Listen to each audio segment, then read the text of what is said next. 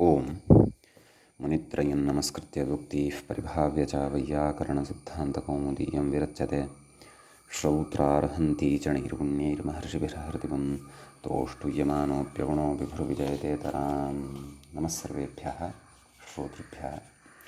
अस्माभिः गतपाठे यद्यत् पठितं तद् एकवारं स्मरामः। वयं वैयाकरणसिद्धान्तकौमुदी इत्याख्यस्य ग्रन्थस्य तत्र स्वरप्रकरणे समासस्वरप्रकरणं पठन्तः स्मः। प्रकरणस्यास्य अस्माकं क्रमे त्रयोदशः पाठः गतपाठः प्रवृत्तः। अत्र सर्वादौ अस्माभिः सूत्रं पठितम् अन्त्यात् पूर्वं बह्वचः इति। तत्र बह्वचः पूर्वस्य अन्त्यात् पूर्वपदम् उदात्तं जे उत्तरपदे इति सूत्रस्य अर्थः दृष्टः। उपसरजः आमलकीचः इति उदाहरणद्वयं पठितं। बह्वचः किं दग्धजानि तृणानि, ततः ग्रामे निवसन्तः इति अग्रिमं सूत्रं पठितं। ग्रामे परे पूर्वपदम् उदात्तः तच्चेन्निवसद्वाचिना इति पठितं। ततः मल्लग्रामः इति उदाहरणं पठितं। ग्रामशब्दोऽत्र समूहवाची देवग्रामः, देवस्वामिकः इत्यर्थः। अनिवसन्तः किं दाक्षिग्रामः, दाक्षिनिवासः इति प्रत्युदाहरणद्वयं पठितं। ततः सूत्रमग्रिमं पठितं घोषादिषु च। घोषादिगणे पठितेषु शब्देषु परतः पूर्वपदस्य आदुदात्तः भवति इति सूत्रस्य अर्थः तत्र दृष्टः। तत्र दाक्षिघोषः, दाक्षिकटः, दाक्षिह्रदः इति इमानि उदाहरणानि दृष्टानि। छात्र्यादेः शालायाम् इति अग्रिमं सूत्रं पठितं। तत्र छात्र्यादिगणे पठिताः ये शब्दाः वर्तन्ते ते शालाशब्दे परतः आदुदात्ततां भजन्ते। छात्रशालाः, व्याडिशालाः, छात्रशाला, व्याडिशाला इति उदाहरणद्वयं पठितं। ततः तत्र उक्तं यत् यदापि शालान्तः समासः नपुंसकलिङ्गो भवति तदापि तत्पुरुषे शालायां नपुंसके इत्येतस्मात् पूर्वप्रतिषेधेन अयमेव स्वरः भवति, नाम आदिरुदात्तः एव भवति इति छात्रशालाम् इत्यत्र विचारः अस्माभिः कृतः। ततः अग्रिमं सूत्रं पठितं प्रस्थे वृद्धमकर्क्यादीनां। प्रस्थशब्दे उत्तरपदे कर्क्यादिवर्जितम् अवृद्धं पूर्वपदमाद्युदात्तं स्यात् इति अर्थः दृष्टः। इन्द्रप्रस्थः इति उदाहरणं पठितम्। वृद्धं किं दाक्षिप्रस्थः, अकेति किं कर्कीप्रस्थः, मकरीप्रस्थः। ततः मालादीनाञ्च इति वृद्धार्थमिदं, नाम प्रस्थशब्दे परतः मालादीनामपि आदिरुदात्तः भवति। मालाप्रस्थः, शोणाप्रस्थः इति उदाहरणद्वयं पठितम्। अग्रे सूत्रं पठितम् अमहन्नवन्नगरेऽनुदीचाम् इति सूत्रं पठितम्। अस्य अर्थः दृष्टः। नगरे परे महन्नववर्जितं पूर्वम् आद्युदात्तं स्यात् तच्चेदुदीचान्न इति सूत्रस्य अर्थः दृष्टः। ब्रह्मनगरम् इति उदाहरणं दृष्टम्। अमेति किं महानगरं, नवनगरम्, अनुदीचां किं कार्तिकनगरम् इति पठितं। दलकृत्यमपि चर्चितं। ततः अग्रिमं सूत्रं दृष्टम् अर्मे चावरणं ज्यचित्रिच् इति। अर्मे परे द्व्यच् त्र्यच् पूर्वम् अवर्णान्तम् आद्युदात्तं। गुप्तार्मं, कुक्कुटार्मम् इति उदाहरणद्वयं दृष्टम्। अवर्णं किं बृहदर्मं, द्व्यच् त्र्यच् किं कपिञ्जलार्मम् इति उदाहरणप्रत्युदाहरणपूर्वकम् इदं सूत्रं पठितं। ततः अमहन्नवन्नित्येव महार्मं नवार्मम् अत्र तु आदिर्दात्तः न भवति अमहन्नवमिति इत्येतस्य अनुवृत्त्या अतः अन्तोदात्ततैव भवति इति पठितं। ततः न भूताधिकसञ्जीवमद्राश्मकज्जलम् इति अग्रिमं तत्र सूत्रं पठितम्। सूत्रस्य अर्थः दृष्टः। अर्मे परे नैतान्याद्युदात्तानि इति उदाहरणानि अपि त्रीणि दृष्टानि। भूतार्मम् अधिकार्मं सञ्जीवार्मं नाम तदेव अर्मे चावरणं द्विचित्रचित्यनेन प्राप्तस्य अयं निषेधाः उक्ताः। सम्यक्। गतपाठस्य अन्ते व्याख्यायाः पङ्क्तयः इत्थमासन्। माला प्रस्थे परे मालादीनाम् आदिर्दात्तः स्यात् शोणप्रस्थ इति एङ् प्राचान् देशे इति शोणाशब्दस्य वृद्धत्वम्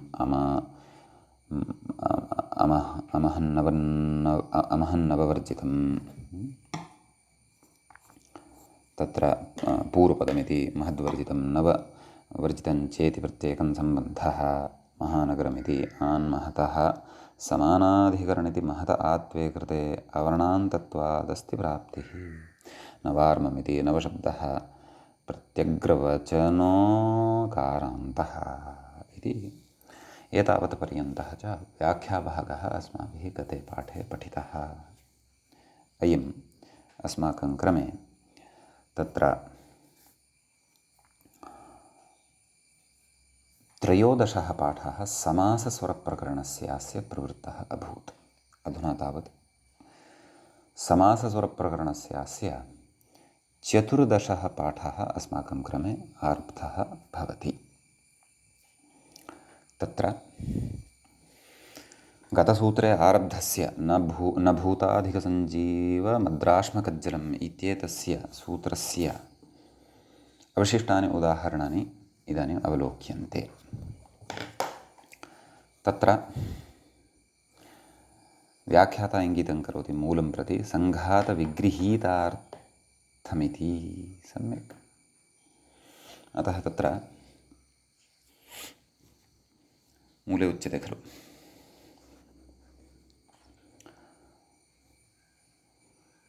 मद्राश्मग्रहणं सङ्घातविगृहीतार्थम् इति।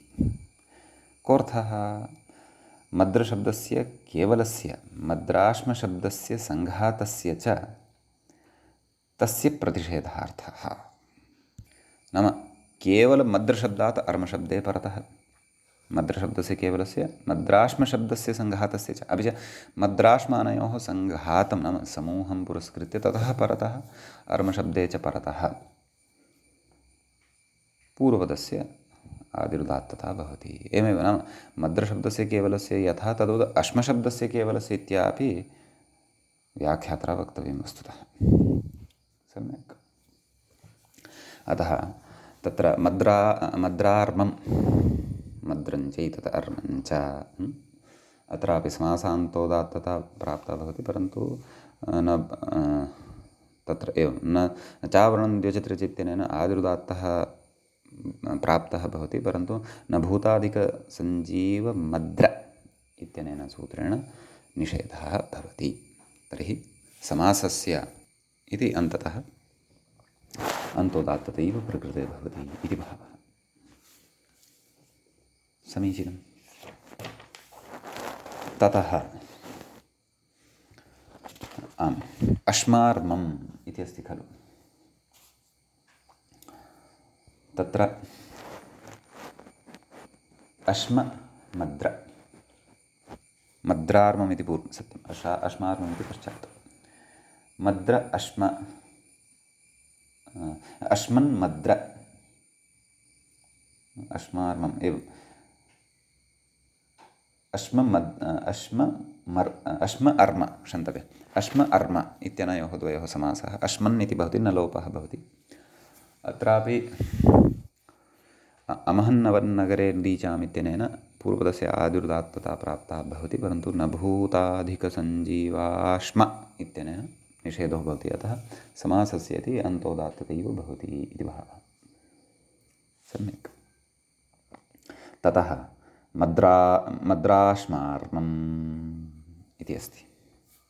व्याख्याता कथयति अनोष्मायः सरसाञ्जासंज्ञयोः इति समासान्ते कृते अवर्णान्तमेतत् समासान्तः प्रत्ययः भवति अतः अवर्णान्तता अत्र लभ्यते। तदेव मद्रार्मम् मद्राश्मार्मम् इति द्वे एव उदाहरणे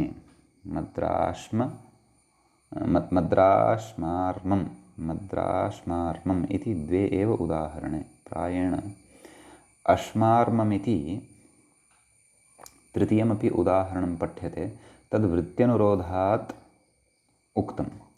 अश्मशब्दस्य अनकारान्तत्वम् नकारान्तता नास्ति इति कथयति। न च नलोपे कृते अवर्णान्तत्वम् तथा नास्ति। तर्हि मया यदुक्तं तथा नास्ति, नलोपः नास्ति, नाम अकारान्तः शब्दः एव अयमिति कथयति। स्वरविधौ नलोपस्य असिद्धत्वात् अतः उभयथापि सः शब्दः लभ्यते इति अग्रे कथयति। अपरे तु मद्राश्मग्रहणं सङ्घातविगृहीतार्थम् इत्यस्य भाष्ये अदर्शनात् असङ्गतम् इत्याहुः। भाष्येन दृष्टमस्ति वित्याद्यनुरोधादेव एवम् अत्र वर्तते इति कथयन्ति केचन अन्ये जनाः। अस्तु, तर्हि प्रदत्तम् उदाहरणं तु पश्यामः। मूले मद्राश्मार्मम् अत्र पूर्वपदं भवति मद्राश्म, उत्तरपदं तत्र अर्म, सम्यक्।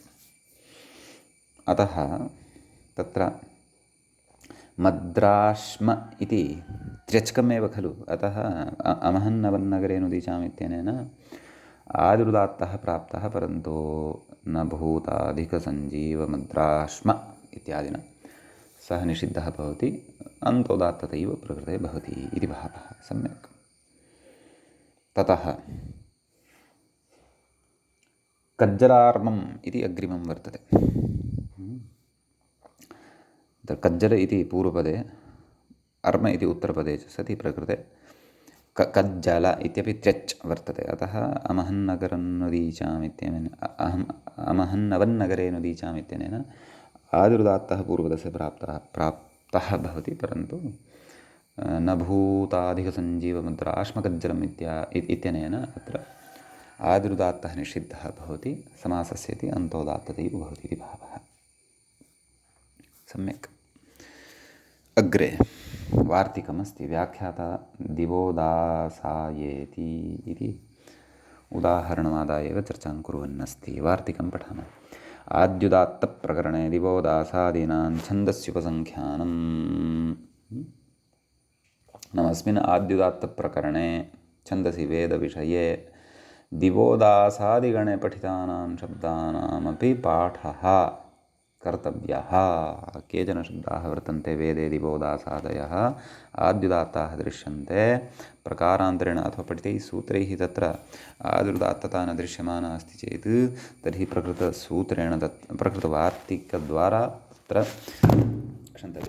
प्रकृतवार्तिके यः गणः उच्यमानः वर्तते तस्मिन् गणे तेषां शब्दानाम् अन्तर्भावेन आदिरुदात्तता वक्तव्या इति भावः। सम्यक्। ततः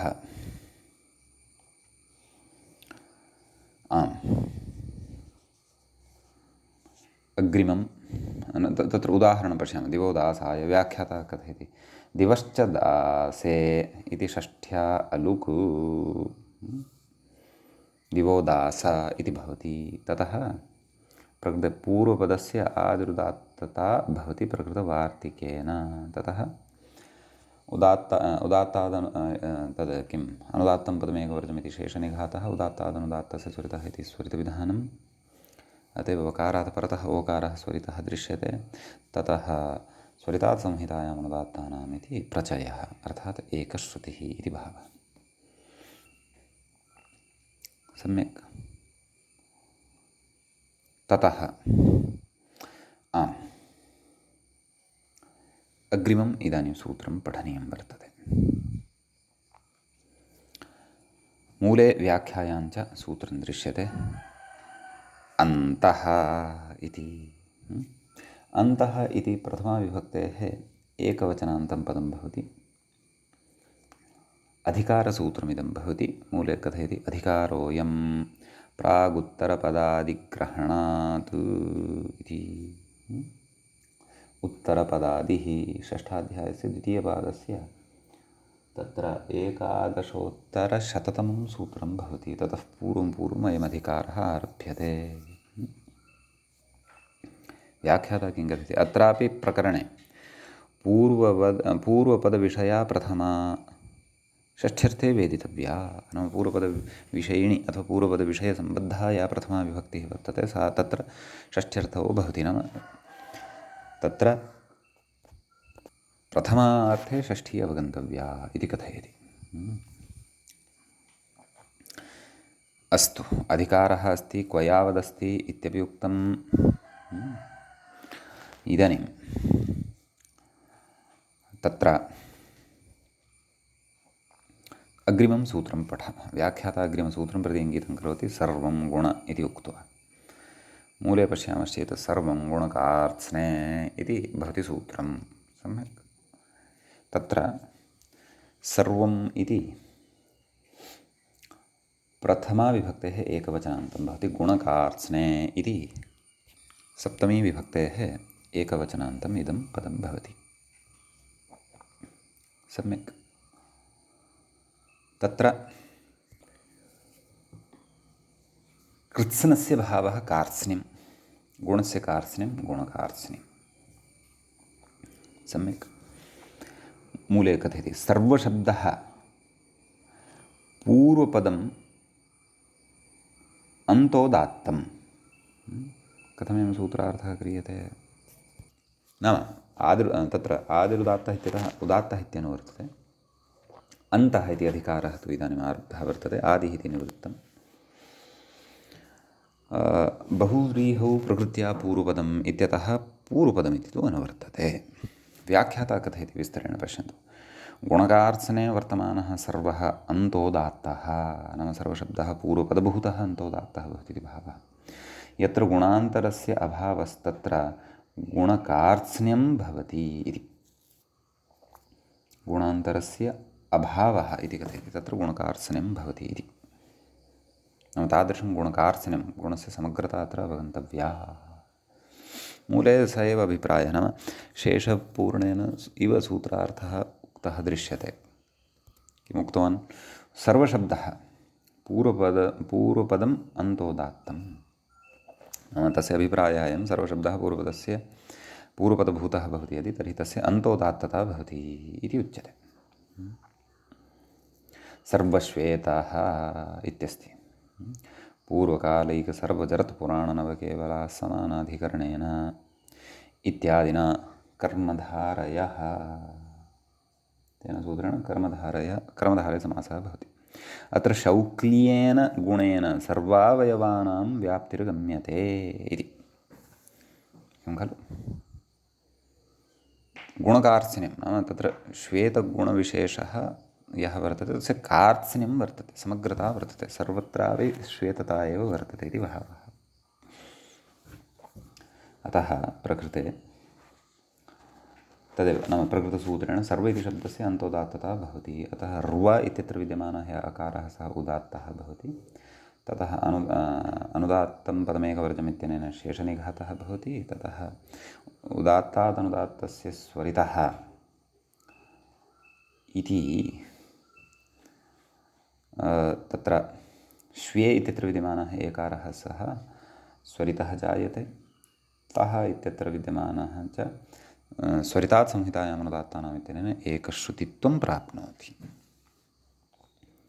इति भावः। ततः सर्वमहान् इति उदाहरणान्तरमपि प्रयुक्तं वर्तते। एवं खलु? कथयति व्याप्येति। मूले पश्यन्तु। आश्रयव्याप्त्या परमत्वं श्वेतस्य इति गुणकार्त्स्ने वर्तते। एतत्तु प्रत्युदाहरणविषये उच्यमानं वर्तते। सर्वमहान् इत्यत्र विचारः। सर्वश्चासौ महाश्च समासः जायते। अत्रापि सर्वशब्दस्य अन्तोदात्तता भवति। ततः शेषनिघातः, उदात्तादनुदात्तस्य स्वरितः, स्वरितात् संहितायाम् अनुदात्तानाम् एते च विषयाः प्रकृते प्रवर्तन्ते। सम्यक्। इदानीं दलकृत्यं विचारयामः। सर्वं किं परमश्वेतः। अत्र नाम अत्र सर्वशब्दः पूर्वपदत्वेन नास्ति। परमश्वेतः, परमशब्दः वर्तते, परमश्चासौ श्वेतः। अत्र प्रकृते पूर्वपदस्य अन्तोदात्तता न भवति, परन्तु समासस्य इति समस्तपदस्य अन्तोदात्तता भवति इति भावः। सम्यक्। अपि च किमुच्यते, आश्रयव्याप्त्या परमत्वं श्वेतस्य गुणकार्त्स्ने वर्तते। नाम गुणकार्त्स्न्यम् अस्ति अत्र। श्वेतः अथवा श्वेतत्वं यद् वर्तते तस्य, अथवा श्वेतः यः वर्तते तस्य परमत्वस्य आश्रयव्याप्त्या, परमत्वस्य आश्रयस्य व्याप्तेः कारणात् गुणकार्त्स्न्यं प्रकृते जायते इति भावः। व्याख्याता कथयति, न तु उज्ज्वलत्वेन, उज्ज्वलत्वेन न। अतः गुणकार्त्स्न्यं वर्तते, तथापि सर्वशब्दः प्रकृते पूर्वपदत्वेन नास्ति इति कृत्वा पूर्वपदान्तोदात्तता अत्र न भवति, अपि तु समासस्य इति अन्तोदात्ततैव भवति इति भावः। सम्यक्। अग्रे कथयति, गुणेति किं सर्वसौवर्णः इति उक्तं खलु। किं गुणकार्त्स्ने कथयति, विकारविषयमात्रं कार्त्स्न्यम्। एवं खलु। नाम प्रकृते गुणकार्त्स्न्यं गम्यमानं नास्ति, विकारविषयमात्रं कार्त्स्न्यं। सुवर्णेन कृतम् अथवा किमपि तत् सौवर्णभूतं भवति खलु।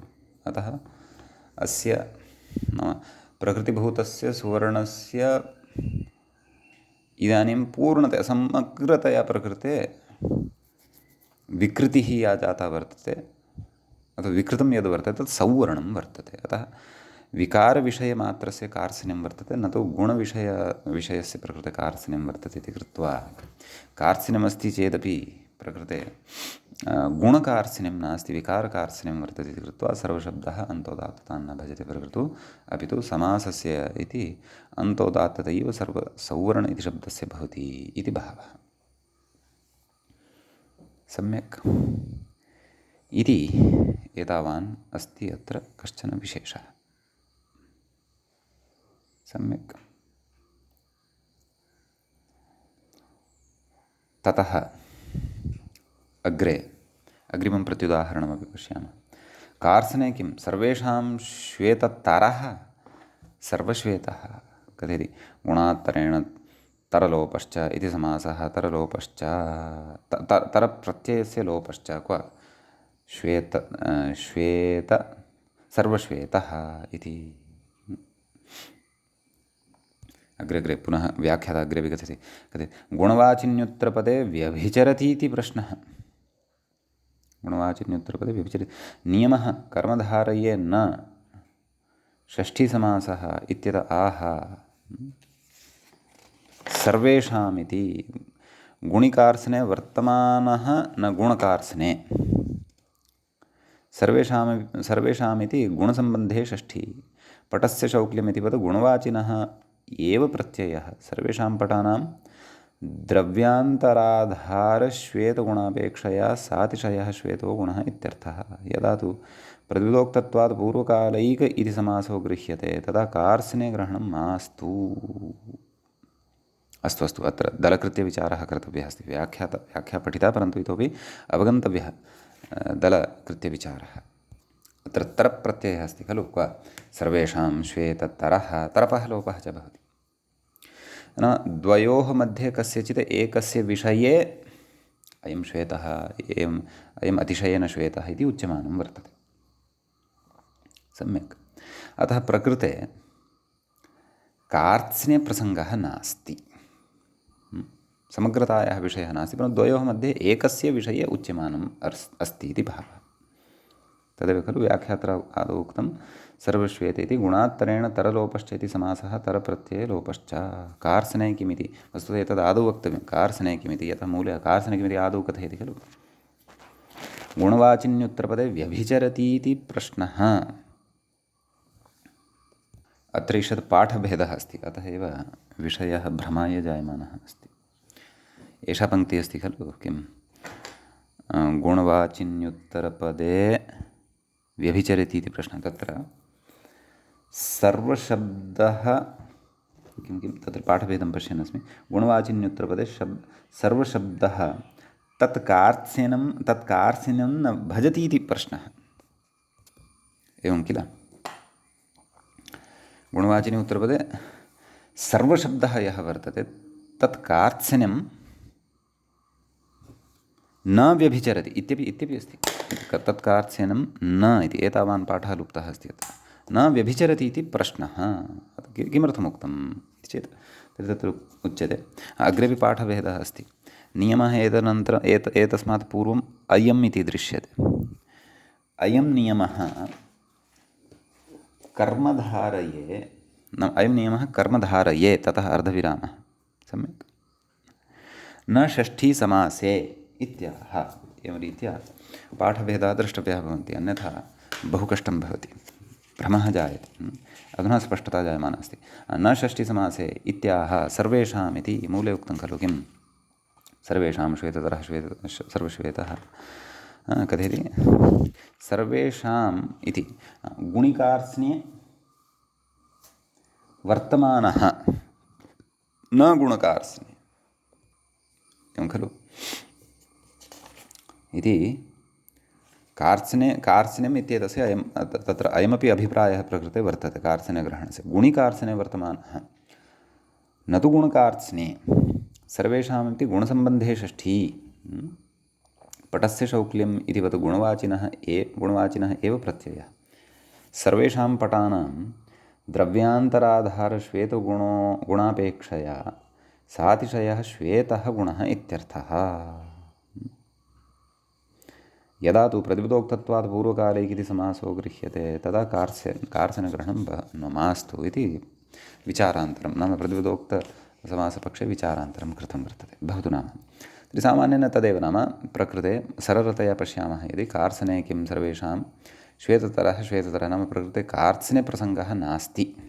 किमुक्तं सर्वशब्दः पूर्वम् अन्तोदात्तत्वम् इति खलु। तत्र च नाम गुणकार्त्स्ने वर्तमानः सर्वशब्दः अन्तोदात्तः।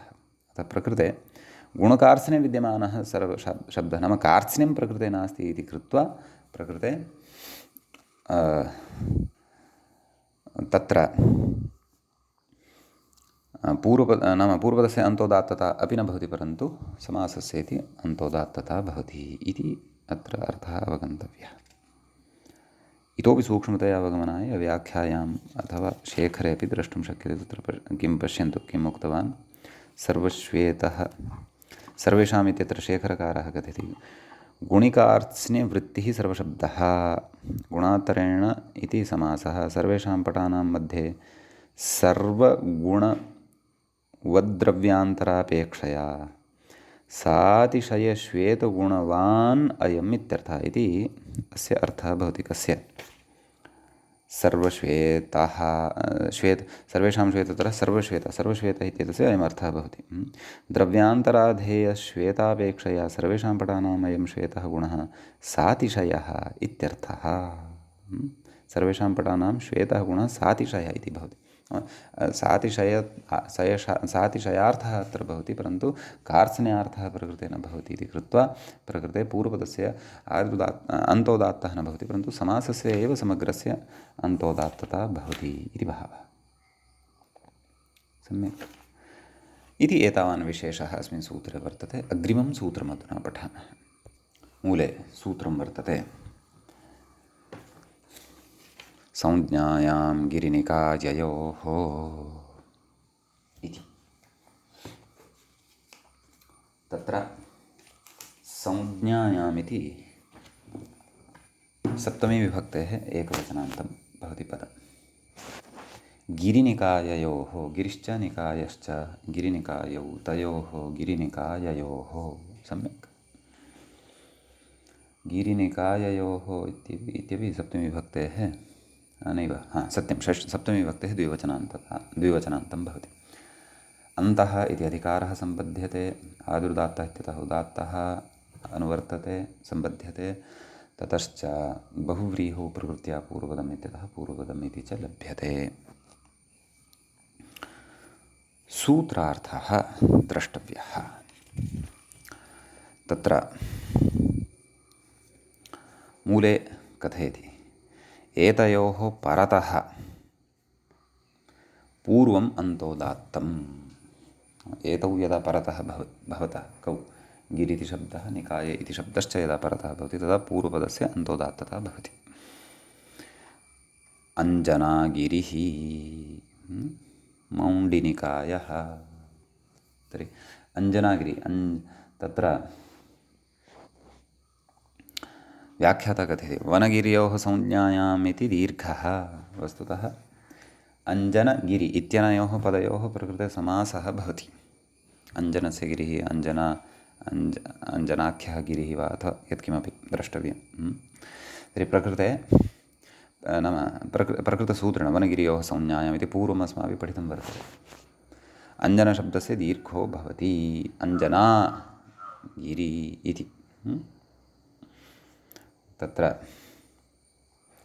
वनगिर्योः संज्ञायाम् इति तत्र वर्तमाने रत्नागिरि इति वर्तमाने अपि प्रसिद्धः देशः महाराष्ट्रेषु दृश्यते। अतः तत्प्रायः वनगिर्योः संज्ञायाम् इति सूत्रपठनवेलायाम् अस्माभिः तदापि एषा चर्चा कृता आसीत् बहु नाम अञ्जनागिरि। आं तर्हि प्रकृते समासस्य इति अन्तोदात्तता न भवति, परन्तु पूर्वपदस्य अन्तः उदात्तः भवति। नकारात् परतः विद्यमानः यः आकारः वर्तते सः उदात्तः भवति। ततः अनुदात्तं पदमेकवर्जमिति शेषनिघातः। ततः उदात्तादनुदात्तस्य स्वरितः इति स्वरितविधानं स्वरितात् संहितायाम् अनुदात्तानाम् इति एकश्रुतिश्च।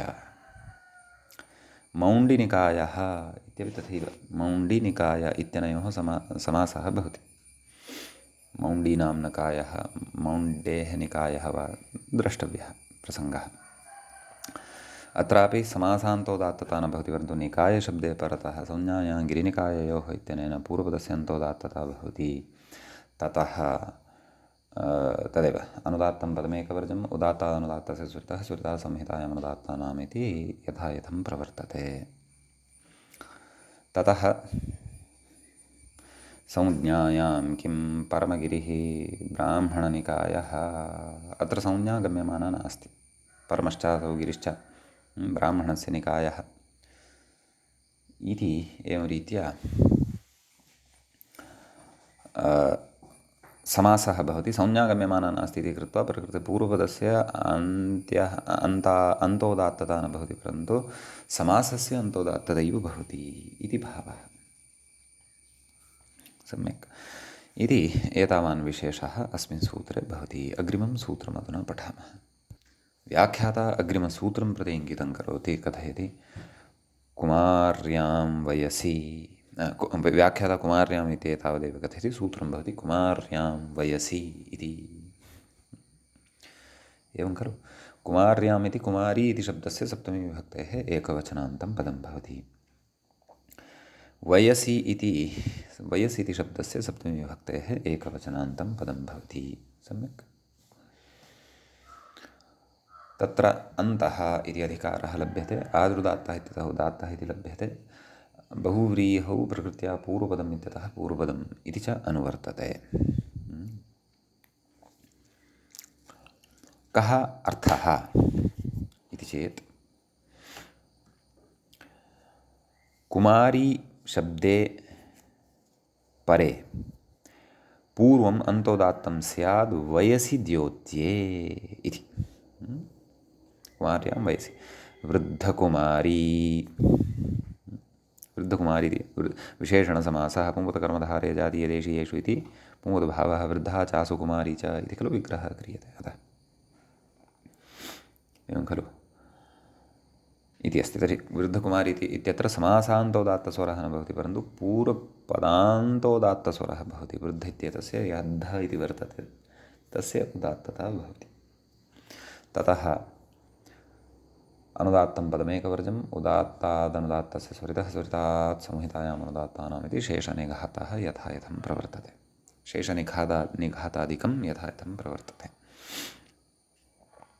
सम्यक् अग्रे कथयति ननु कुमारी शब्दः प्रथमे वयसि वर्तते, एवं खलु। तथा च वयसि प्रथमे इत्यनेन ङीबत्र विहितः, तस्य कथं चरमवयोवाचिना वृद्धेन सामानाधिकरण्यम् इत्यतः कुमारीत्यादि, एवं खलु। नाम वृद्धशब्दस्तु तत्र चरमवयोवाचि, कुमारी इति यः शब्दः साध्यते सः तु प्रथमवयोवाची वर्तते इत्यत आह कुमारी शब्दे द्वयं मूले पश्यन्तु। कुमारी शब्दः पुंसा सह असम्प्रयोगमात्रं प्रवृत्तिनिमित्तमुपादाय प्रयुक्तः वृद्धादिभिः सामानाधिकरणः, तच्च वय इह गृह्यते न तु कुमारत्वमेव इति भावः, एवं खलु। तत्र व्याख्यातारं पश्यामः किं कथयति पश्यन्तु।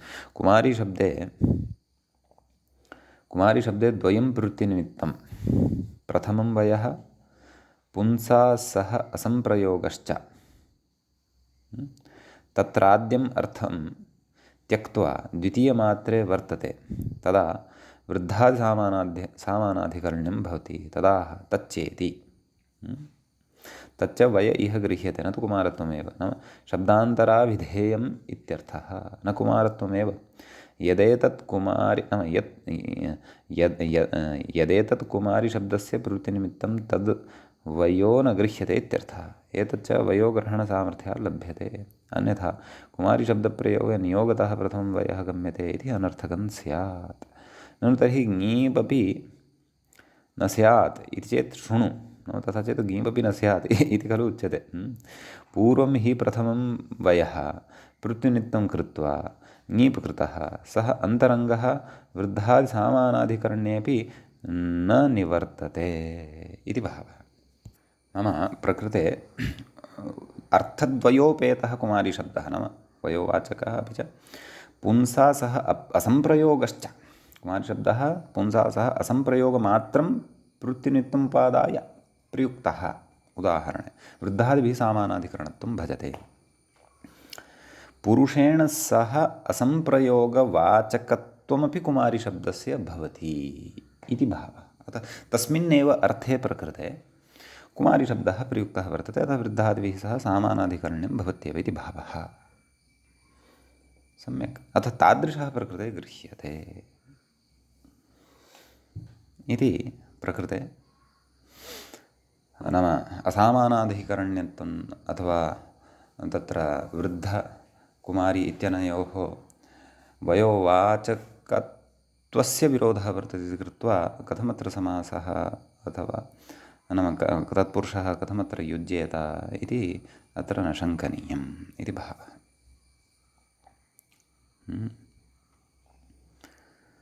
इति अत्र कश्चन विशेषः उक्तः। अग्रे प्रत्युदाहरणमस्ति, वयसि किं परमकुमारी इत्यस्ति।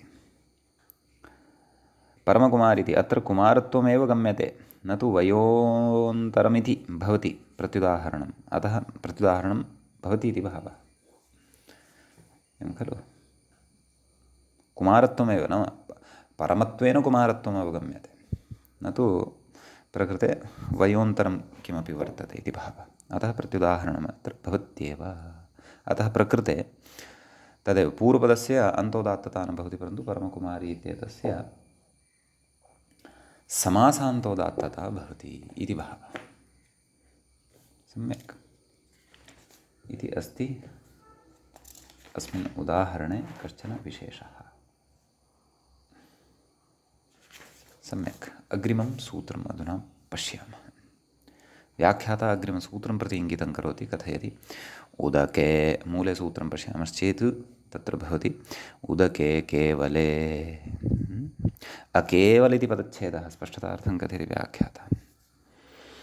उदके सप्तमीविभक्तेः एकवचनम्, अकेवले इत्यपि सप्तमीविभक्तेः एकवचनं, न केवलम् अकेवलं, तस्मिन् अकेवले अन्तः इति अधिकारः अत्र लभ्यते। ततश्च आदुदात्तः इत्यतः उदात्तः इति लभ्यते। बहुव्रीहौ प्रकृत्या पूर्वपदम् इत्यतः पूर्वपदम् इति च अत्र लभ्यते। सम्यक्। ततः सूत्रार्थः द्रष्टव्यः। अकेवलं मिश्रं तद्वाचिनि समासे उदके परे पूर्वम् अन्तोदात्तम्। व्याख्याता कथयति अन्यथा असन्देहार्थं केवले उदके इत्येव ब्रूयात् इति। केवले उदके इत्येव असन्देहार्थं ब्रूयात्। तत्र उदके केवले इति पाठं कृतवान् नाम अत्र अकेवले इति अवगन्तव्यं। पूर्वरूपव्यवस्था अस्ति अत्र इति भावः। ब्रूयात् तदाह अकेवलं मिश्रम् इति। द्रव्यान्तरसम्पृक्तं मिश्रम् इति भावः। नाम मिश्रवाचकः यः समासः वर्तते तत्र उदकशब्दे परतः पूर्वपदस्य अन्तोदात्तता भवति इति भावः। तत्र गुडोदकं गुडमिश्रम् उदकं गुडोदकम् इत्यस्ति। अतः शीतोदकम् इति कर्मधारयः। शीतोदकमिति अग्रे अस्ति तद् नाम प्रत्युदाहरणसन्दर्भे उक्तम्। आदौ उदाहरणचर्चामेव कुर्मः। गुडोदकं स्वरे कृते अत्र एकादेशः। स्वरिते वानुदात्ते पदादौ इति पक्षे स्वरितः। सम्यक्। अतः प्रकृते तदेव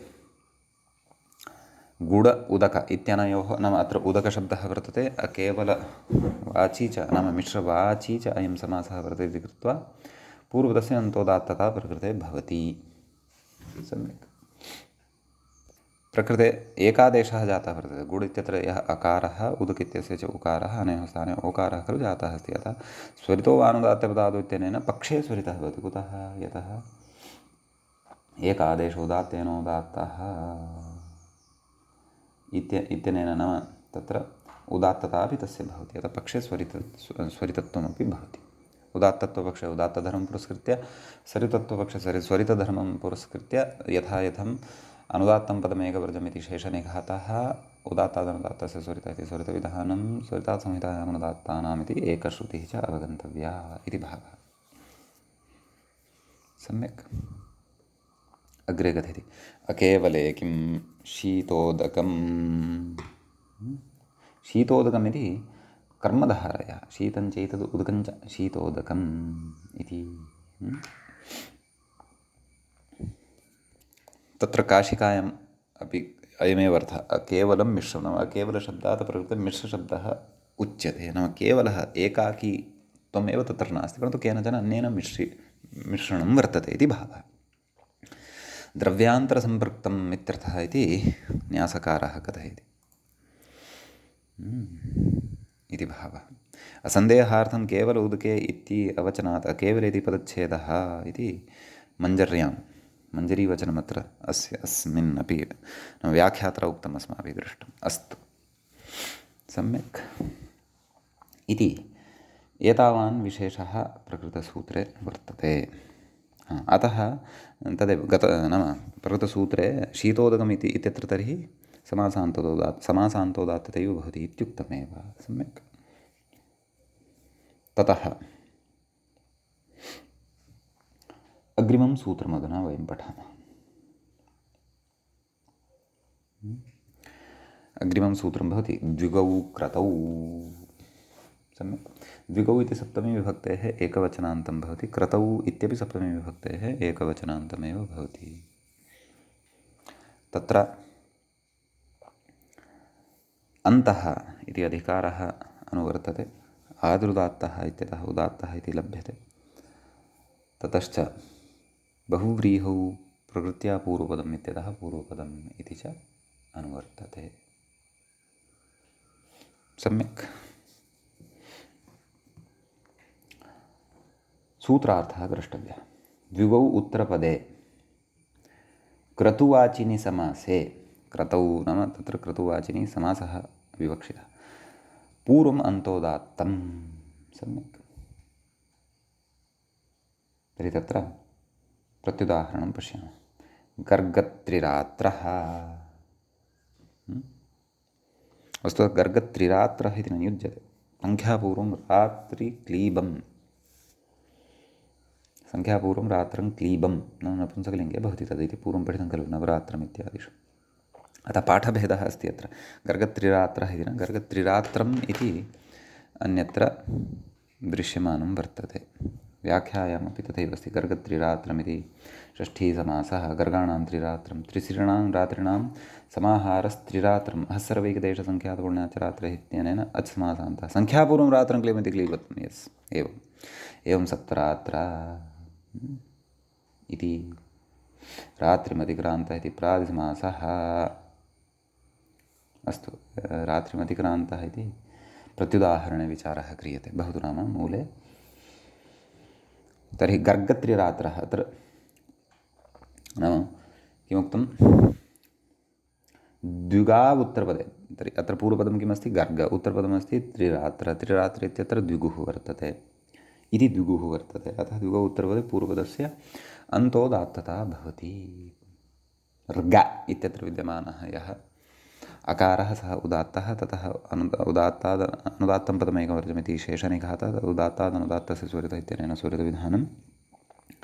ततश्च स्वरितात् संहितायाम् अनुदात्तानामिति एकश्रुत्यादिकं यथा पूर्वं ज्ञेयम्। ततः द्विगौ किम् अतिरात्रः।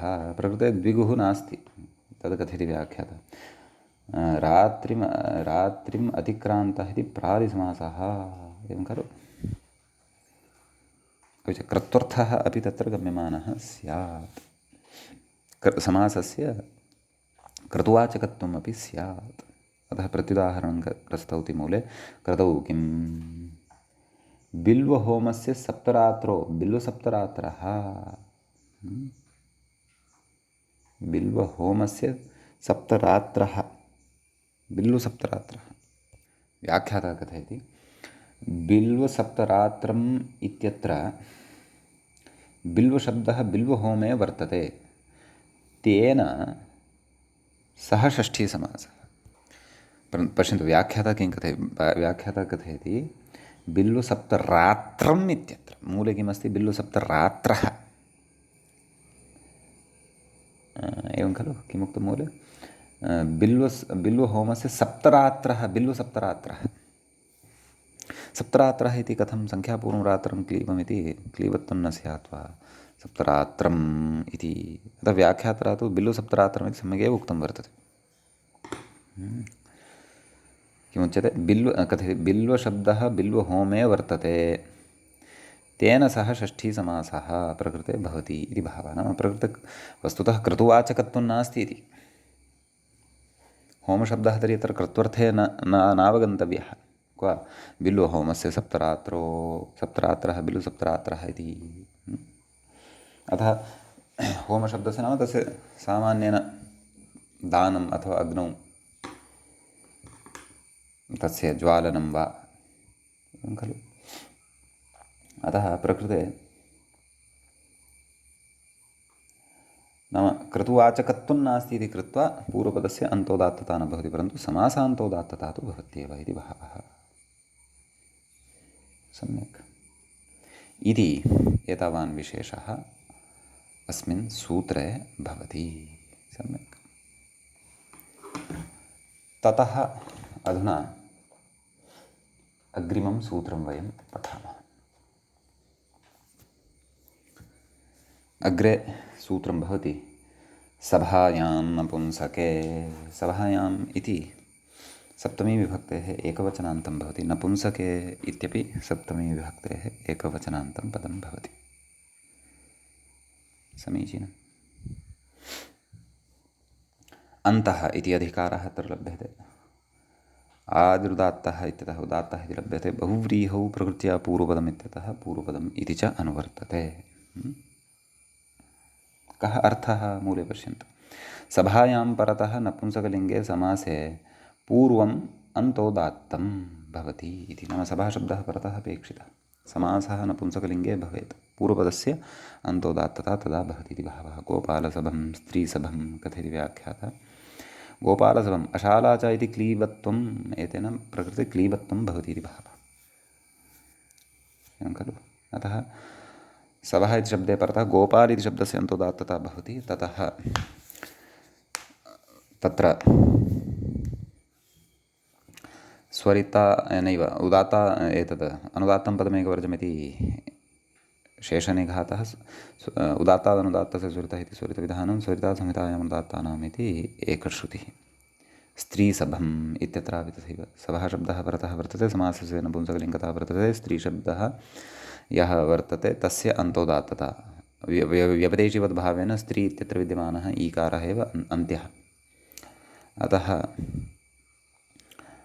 तस्य उदात्तत्वं ततः अनुदात्तं पदमेकवर्जमिति शेषनिघातः उदात्तादनुदात्तस्य स्वरितः इति स्वरितविधानं स्वरितासंहितायाम् अनुदात्तानामिति एकश्रुतिः।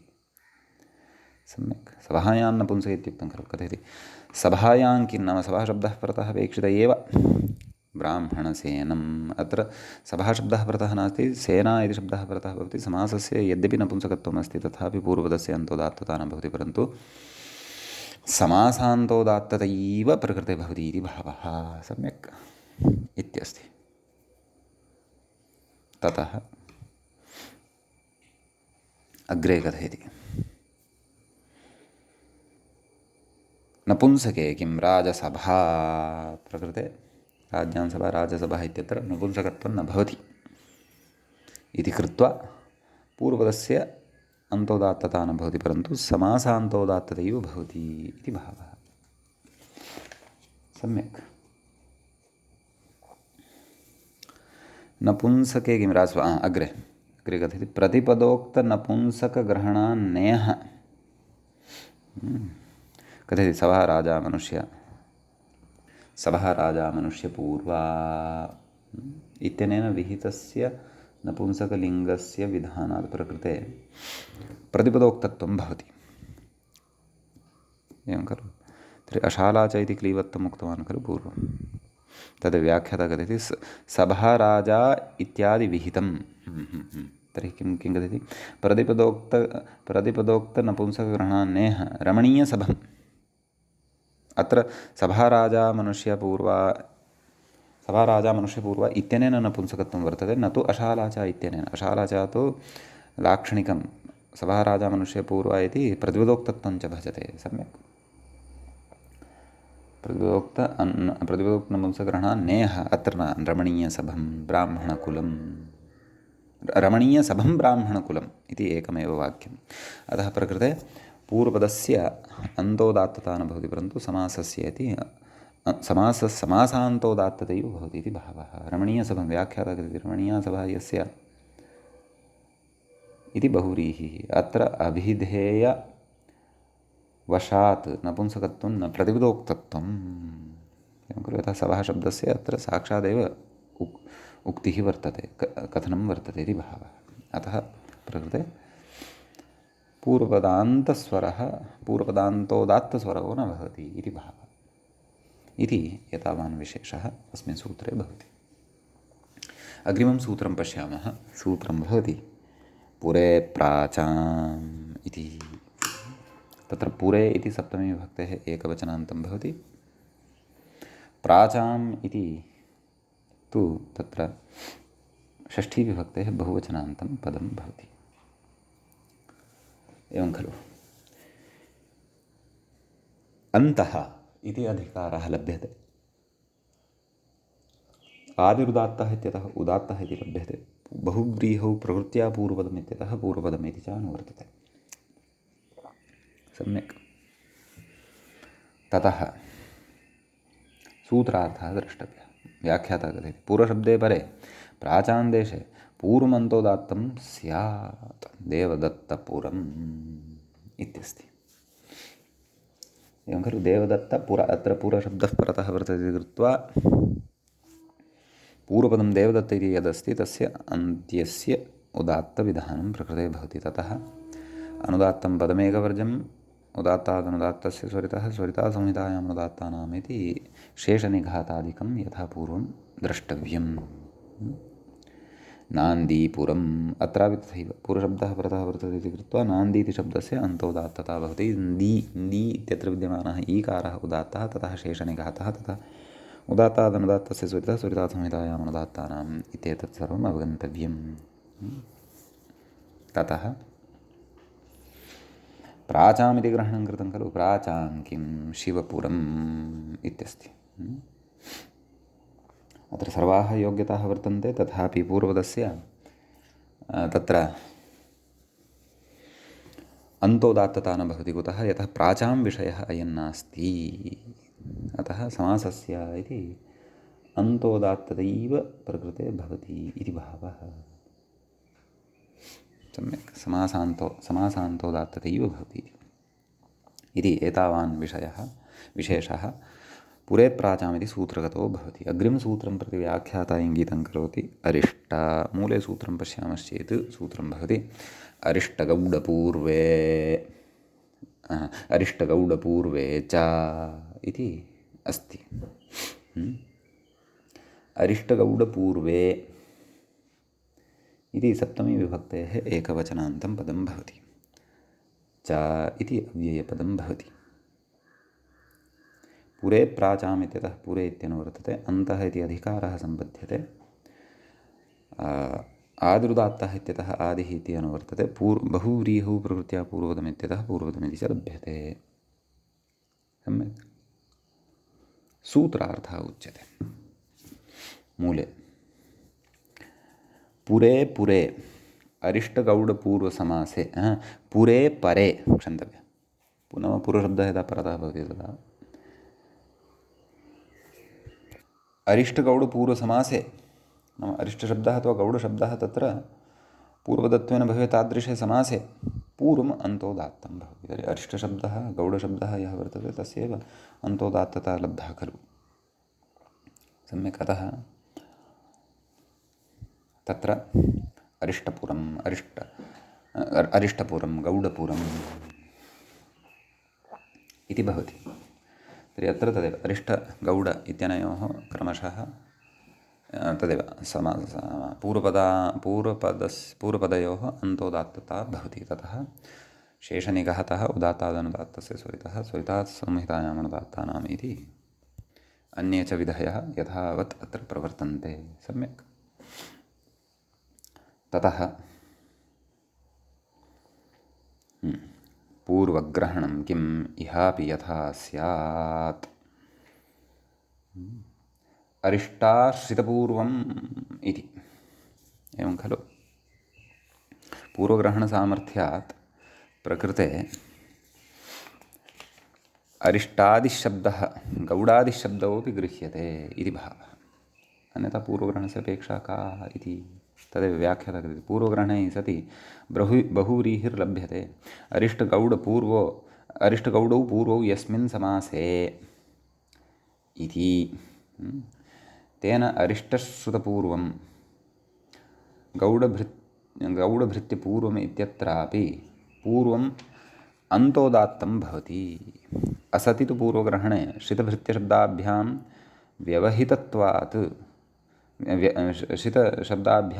व्यवहितत्वात् चारिष्टगौडयोः तावन्न स्यात्। समुदाययोः सूत्रे अनुपात्तत्वात्। केवले अरिष्टशब्दे केवलस्य अरिष्टशब्दस्य पूर्वत्वे केवलस्य च गौडशब्दस्य पूर्वत्वे स्यात्, परन्तु अरिष्टादेः गौडादेः च पूर्वपदत्वे सति पूर्वशब्दे परतः अन्तोदात्तता न स्यात्। सापि स्यात्, तदर्थं प्रकृते पूर्वग्रहणं कृतं वर्तते इति भावः। तर्हि किमुच्यते? अरिष्टाश्रितपूर्वं, तर्हि प्रकृते अरिष्टाश्रित इति पूर्वपदे सति परतः तत्र पुर इति शब्दे च सति तत्र खलु अरिष्टा इत्येतस्य अरिष्टाश्रित इत्येतस्य पूर्वस्य अन्तोदात्तता भवति। एवमेव गौडभृत्य इत्येतस्य पूर्वस्य अन्तोदात्तता भवति।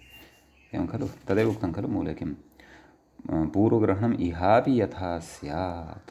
पूर्वग्रहणे सति बहुभिर्लभ्यते। व्याख्यातारं पुनः पश्यन्नस्मि। अरिष्टगौडपूर्वो यस्मात् यस्मिन् समासः इति तेन अरिष्टार्थितपूर्वं गौडभृत्यपूर्वमित्यत्रापि पूर्वम् अन्तोदात्तत्वं भवति इति भावः।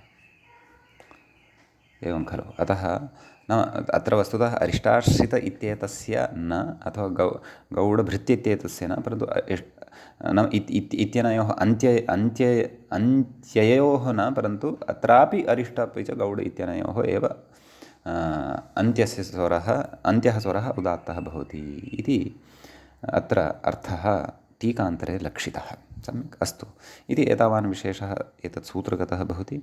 अग्रिमं सूत्रमादाय अग्रिमे पाठे उपस्थिताः भविष्यामः। अद्यतनपाठः अत्रैव उपसंह्रियते। मङ्गलम्।